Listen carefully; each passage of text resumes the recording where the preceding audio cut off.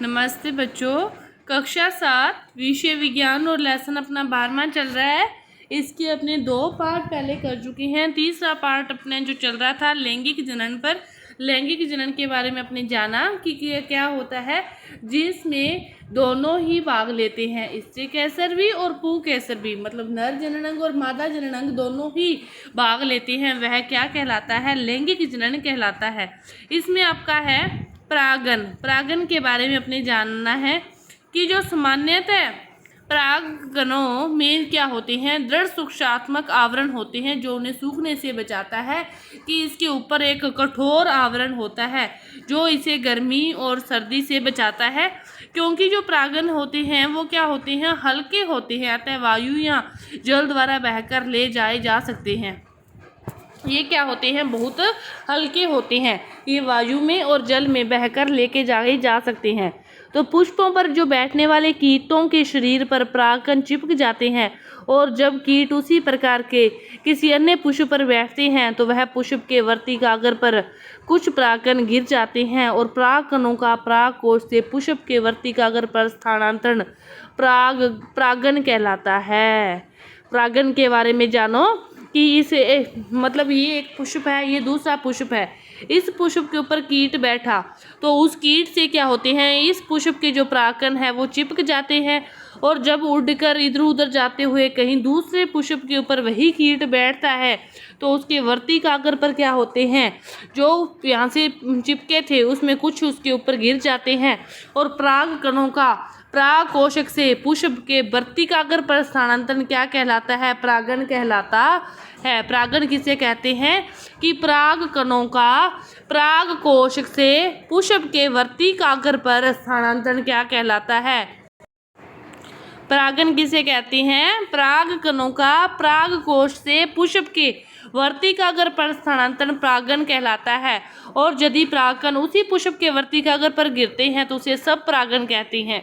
मतलब एक ही पुष्प है, उसी से परागन आए और उसी पुष्प के वर्ती कागर पर गिरते हैं तो इसे सब परागन, मतलब समय के ऊपर ही गिरा, समय के ऊपर ही गिरा सब परागन, और दूसरे पुष्प के ऊपर गिरा तो परागन, दूसरे पुष्प के ऊपर गिरे वर्ती कागर पर गिरे तो परागन, और उसी पुष्प के वर्ती कागर पर गिरे तो उसे क्या कहते हैं? सब परागन कहते हैं।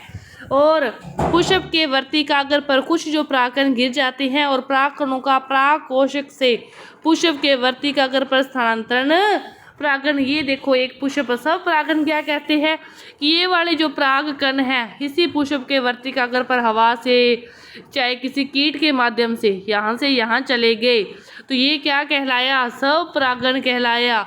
और यदि ये वाले जो परागकण हैं ये यहाँ से किसी कीट के माध्यम पर दूसरे पुष्प के ऊपर चले गए, ये दूसरा पुष्प हो गया ना, इस पुष्प के वर्ती कागर पर चले गए तो ये क्या कहलाया? पर परागन कहलाया। पर परागन मतलब पराये पर चले गए और खुद पर चले गए तो सब परागन, दूसरे पर चले गए तो पर परागन और उसी पर चले गए तो सब परागन कहलाया। इसके बारे में आप समझ गए होंगे। इसके बाद देखो अगला जो अपना टॉपिक है वो क्या है? निषेचन। निषेचन में क्या होता है, नर तथा जो मादा है उसके युग्मकों के युग्मन द्वारा बनी जो कोशिका है वो क्या कहलाती है? युग्मनज कहलाती है। वह कोशिका क्या कहलाती है? युग्मनज कहलाती है।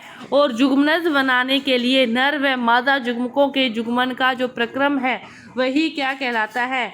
निषेचन कहलाता है। और युग्मनज भ्रूण में विकसित होता है, ये क्या है? निषेचन। इसके बाद देखो फल और बीज का विकास कैसे होता है।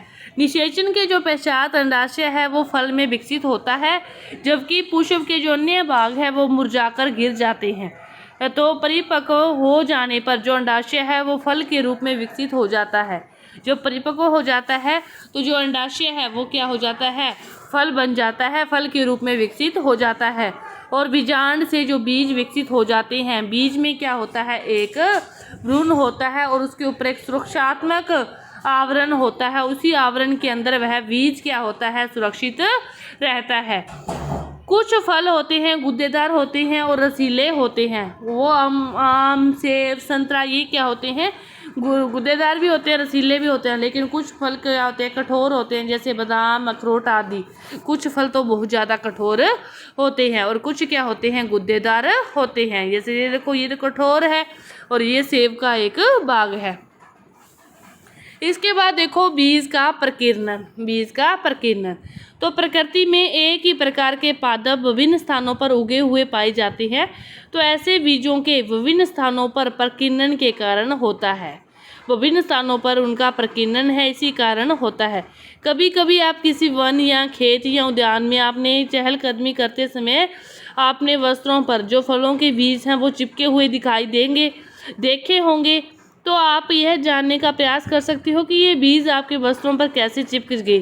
तो आप उस पादप के पास से गए, तो उस पादप, कल्पना कीजिए कि आप किसी भी पादप के जो सभी बीज हैं वो एक ही स्थान पर गिरकर वहीं उग जाएं। तो आपके विचार में इस परिस्थिति में फिर क्या होगा? पादप हैं जो उसके बीच धूप, जल, खनिज और स्थान के लिए जो गंभीर स्पर्धा होगी, संभवतः उनमें से कोई भी स्वस्थ पादप के रूप में फिर विकसित नहीं होगा। तो पादपों को बीजों के प्रकीर्णन से लाभ होता है। इसमें आपको एक ही प्रकार के जो पादप हैं वो सूर्य के प्रकाश, जल और खनिजों की मतलब स्पर्धा की जो संभावना है उनमें कम हो, इसीलिए उनको एक निश्चित स्थान पर निश्चित दूरी पर ही उनको बीजा जाए तो ठीक है। प्रकीर्णन क्या है? पादप को व्यापक क्षेत्रों में विस्तृत होने में सहायक होता है ताकि वे नए आवासों में अपनी पकड़ बनाने में समर्थ हो सके। तो प्रकृति में क्या होता है? पादप के जो फल हैं, बीजों का जो प्रकीर्णन है वो पवन, जल, जंतुओं के द्वारा ही संभव है। तो सहजन तथा द्विफल जैसे जो पादप हैं, इनके पंख युक्त बीज, घासों के हल्के जो बीज हैं वो रोम युक्त बीज और सूरजमुखी के रोम युक्त फल पवन के साथ उड़कर क्या होते हैं, दूर स्थानों पर चले जाते हैं। किन्हीं पौधों के बीज बहुत हल्के होते हैं और वो हवा के साथ उड़कर दूसरे स्थानों पर चले जाते हैं।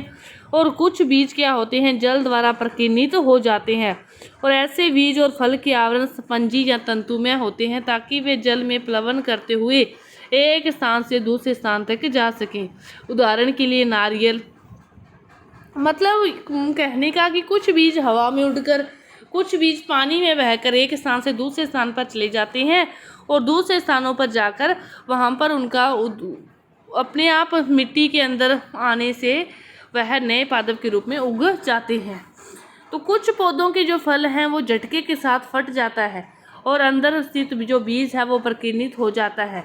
बीज जनक पादप से दूर जाकर गिरते हैं। एरंड और बालसम के पादप में ऐसा होता है। जो एरंड है और बालसम है, इनमें क्या होता है, एक झटका देने से फट जाते हैं और बीज बाहर निकल जाते हैं और वह दूर जाकर गिर जाते हैं। तो इस प्रकार ये है बीज का प्रकीर्णन कि एक ही स्थान पर उगने से फिर उनमें से कोई भी पौधा स्वस्थ नहीं रहता। तो इनका जो प्रकीर्णन है वो सही मात्रा में होना चाहिए। आपका ये जो चैप्टर है ये पूरा हुआ। धन्यवाद।